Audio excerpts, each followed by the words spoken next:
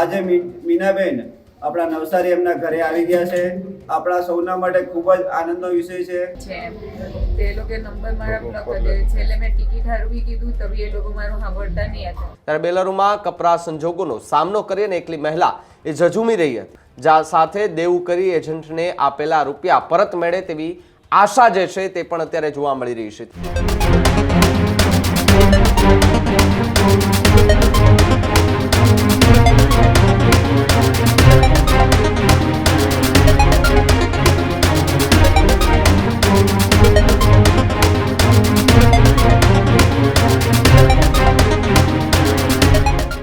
ફસાયેલી નવસારીની મહિલા પરત ફરી છે.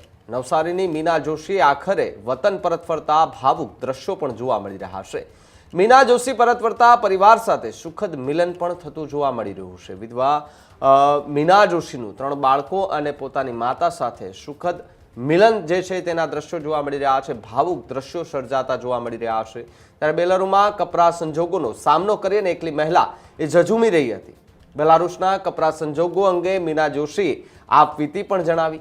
એજન્ટના કારણે ફસાય હોવાનો મીના જોશીએ દાવો કર્યો, જ્યાં સાથે દેવું કરી એજન્ટને આપેલા રૂપિયા પરત મળે તેવી આશા જે છે તે પણ અત્યારે જોવા મળી રહી છે. ત્યારે બેલારુસમાં જ્યારે ફસાઈ હતી ત્યારે મહિલાનો વિડીયો પણ સામે આવ્યો હતો.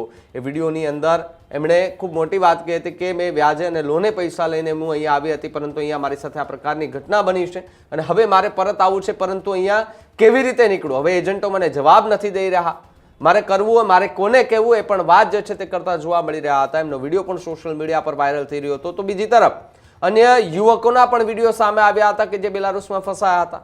આ બધી જ બાબતોને લઈને ક્યાંક ને ક્યાંક ચર્ચાઓ જે છે તે થતી હતી અને એજન્ટનો પણ વિડીયો આવ્યો હતો અને કહ્યું હતું કે મારા સુધી વાત પહોંચાડો, મને આખી આપવીતી તમે કહો તો મને ખબર પડે કે મારે ત્યાંથી કેવી રીતે મેનેજ કરવું. અમારો એક માણસ ત્યાં છે જે તમને આ બધું જ સેટ કરાવી દેશે.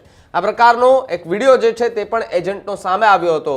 એજન્ટે પણ દાવો કર્યો હતો કે આ વાત અમારા સુધી હજુ સુધી પહોંચી જ નથી કે એ બેન ત્યાં મુશ્કેલીમાં છે, પરંતુ એ બેને જે વિડીયો બનાવીને મૂક્યો ત્યારબાદ અમને ખબર પડી કે આ પ્રકારની ઘટના ત્યાં બની છે અને આ પ્રકારની વાત જે છે તે જોવા મળી રહી છે. ત્યારબાદ એજન્ટે કહ્યું કે ભાઈ હું મારા ખર્ચે ટિકિટ બુક કરાવીને એમને અહીંયા બોલાવી લઈશ અને વતન પરત જે છે તે લાવવાની પ્રક્રિયા ત્યારથી જ હાથ ધરી દેવામાં આવી હતી. અને ગઈકાલે એ મહિલા જે છે બેલારુસમાં ફસાઈ હતી તે પોતાના વતન પરત ફરતા ભાવુક દ્રશ્યો પણ ઘરે જોવા મળી રહ્યા હતા. નવસારી જિલ્લા સમસ્ત બ્રહ્મ સમાજના પ્રમુખની મારી જવાબદારી છે. છેલ્લા 4 દિવસથી એક સોશિયલ મીડિયામાં વિડીયો વાયરલ થયો હતો કે આપણા નવસારીની દીકરી મીનાબેન રાજેશભાઈ જોશી તે વિદેશમાં બેલારુસમાં ફસાયા છે.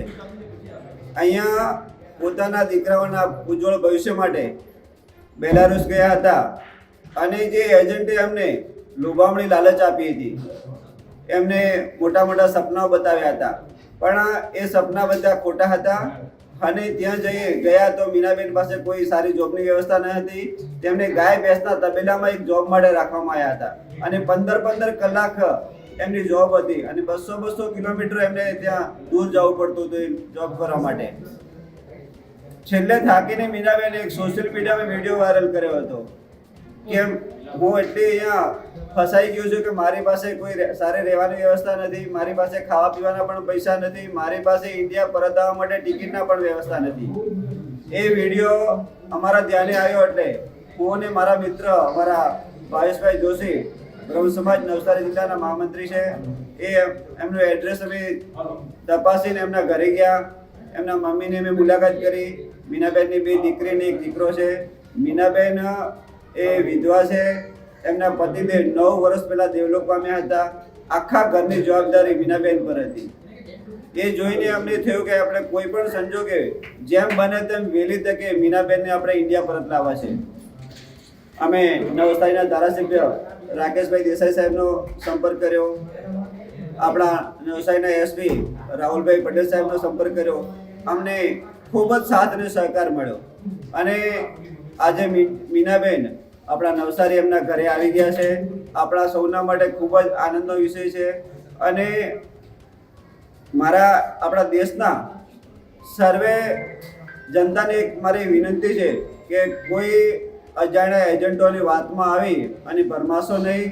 અહીંયાથી લોકો પોતાના જ્વેલરી વેચીને જમીનો વેચે છે, મકાનો વેચે છે અને મોટા મોટા સપના એજન્ટોના જે જોયેલા હોય એ જોઈને વિદેશ જતા હોય છે. પણ જે એજન્ટો કહેતા હોય એ બધું ત્યાં હોતું નથી અને ખોટા ખાડામાં દેવામાં ઉતરવાનો વારો આવતો હોય છે.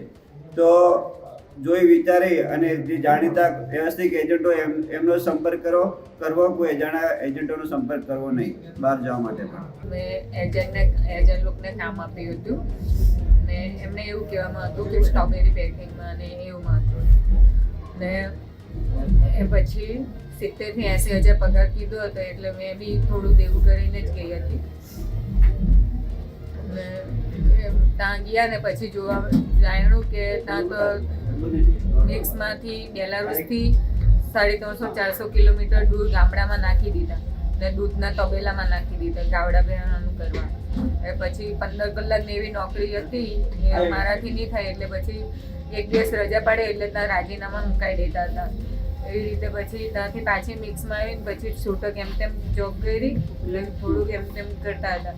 પછી ઇન્ડિયન છોકરા બીજા બી બધા ત્યાં ફસાયેલા છે ને એમને એ લોકો બધા છૂટક કામ કરે, એમના હાથે થોડું કામ કર્યું, પાછા એમના હાથે થોડાક દિવસ રહે અને થોડાક દિવસ હોસ્ટેલમાં કાઢ્યા. સંપર્ક કર્યો તો શું કીધું? એજન્ટ લોકોને મેં પહેલાં કહેતી હતી કે ભાઈ મને બીજા છે ઇન્ડિયન બીજા છે, હું ઇન્ડિયનમાં એક જ હતી, બીજા મારા હાથે 3 છોકરા હતા, તે બારડોલીના ને એક નવસારીના હતા. એ લોકો ભાગી આવેલા ગાવડાનું કીધું એટલે પછી મેં તબી હિંમત રાખીને કે ચાલ મેં દેવગમને આવી છું એટલે હું રહી જાઉં એમ કરીને રહી. પણ તબી પછી નહીં થયું એટલે પછી મેં ના પાડી. તો પછી એજન્ટ લોકોને ફોન કર્યા હતા, એજન્ટ લોકો મારો નંબર બ્લોક કરી દીધેલો કે મેં કીધું કે બીજા છોકરા લોકો છે ત્યાં મૂકી દે એટલે મારી તાકાત રહી એમ કે કોઈ ઇન્ડિયન છે એમ. તો એ લોકો નંબર મારા બ્લોક કરી દે. છેલ્લે મેં ટિકિટ હારવી કીધું તબી એ લોકો મારું સાંભળતા નહીં હતા. પછી મેં સોશિયલ મીડિયામાં મારા વિડીયો બનાવીને 2 મહિના પછી મેં વાયરલ કરી મૂકેલું. એમાં ખૂબ નવસારી આવ્યા છો, કેવું છે તમને? મેં મારા પરિવાર સાથે બરાબર છું અહીંયા ને મારી રકમ નહીં આપશે તો પછી હું આગળ વધા ને મારી રકમ મેં જે ભરેલા ને વાપર્યા છે તે મને આપી દે એટલી એ લોકોની મહેરબાની. કેમ કે મારે ઘર બી ચલાવવાનું છે, મારા છોકરાનું ભણવાનું ને બધું જોવાનું છે, આખું ઘર મારા પર જ ચાલે છે. ને ખૂબ ખૂબ પોલીસ લોકોને, મીડિયાવાળાને, ખૂબ ખૂબ અમારા સમાજ, જોશી સમાજને, પુરોહિતને